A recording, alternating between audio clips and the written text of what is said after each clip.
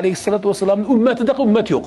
Har payg'ambar, hatto Musa alayhissalatu vassalam, ey Robbim, meni Muhammad alayhissalatu vassalamning ummatidan qilgin deya Robbisiga shunday duo qilgan.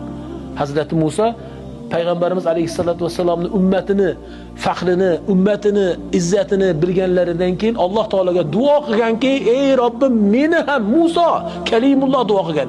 Ey Robbim, meni ham Muhammadning ummatidan qilgin deya duo qilgan.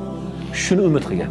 Demak, inna a'toynakal kawsar, ey Muhammad alayhissalatu vassalam, siz men naslsizman, ya'ni meni o'g'il farzandim yo'q deya tortmang. Uni o'ylab o'zingizga bir og'irlikni, judolikdaman demang.